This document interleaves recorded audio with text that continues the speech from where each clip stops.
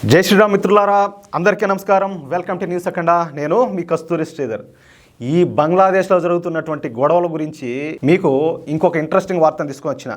ఇంకా అసలు విషయానికి వస్తే, ప్రస్తుతం బంగ్లాదేశ్లో జరుగుతున్న అల్లర్ల గురించి మనకు తెలిసిందే.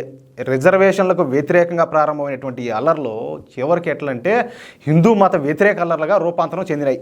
బంగ్లాదేశ్ ప్రధాని ఈ షేక్ హసీనా తన పదవికి రాజీనామా చేసి భారత్కు వచ్చేయడంతో ఇప్పుడు బంగ్లాదేశ్లో హిందువుల పరిస్థితి ఏంటంటే దిక్కు తెలియకుండా ఉండాలి. అయితే భారత ప్రభుత్వం ఇప్పటికే బంగ్లాదేశ్ ఆర్మీతో సంప్రదింపులు జరిపి హిందువుల రక్షణ కోసం తగిన జాగ్రత్తలు అయితే తీసుకుంటుంది. అయితే బంగ్లాదేశ్కి కాబోయే ఈ నూతన ప్రధానమంత్రి ఖలీదా జియాగా తెలుస్తుంది. అసలు ఈ ఖలీదా జియా ఎవరు, ఈమె గురించి కొంచెం మాట్లాడుకుందాం. బంగ్లాదేశ్ మాజీ ప్రధాని, అలాగే ప్రస్తుతం బంగ్లాదేశ్ ప్రధాన ప్రతిపక్ష నాయకురాలు మరియు ఈమె చైనా అనుకురాలన్నమాట. ఎవరు ఈ ఖలీదా జియా. ఏమో హిందువులన్నా క్రిస్టియన్లన్నా విపరీతమైన ద్వేషం అంట. ఈమె కాలంలో అనేక సార్లు హిందువుల మీద అట్లాగే క్రిస్టియన్ల మీద పెద్ద ఎత్తున అయితే దాడులు జరిగినాయంట. ప్రస్తుతం ఖలీదా జియా ఒక కేసులో జైల్లో ఉండాలి. అవినీతి కేసుల్లో 17 సంవత్సరాల జైలు శిక్ష పడి ప్రస్తుతం ఆమె జైల్లో ఉండాలి. అయితే ఆమెను వెంటనే జైలు నుంచి విడుదల చేయాలని చెప్పేసి బంగ్లాదేశ్ అధ్యక్షుడైన మహమ్మద్ షాహబుద్దీన్ ఆదేశాలు జారీ చేసినాడు. చూడండి, అవినీతి కేసుల్లో జైలు శిక్ష పడి జైల్లో ఉన్నది, ఆమెను ఇప్పుడు విడుదల చేయాలంట.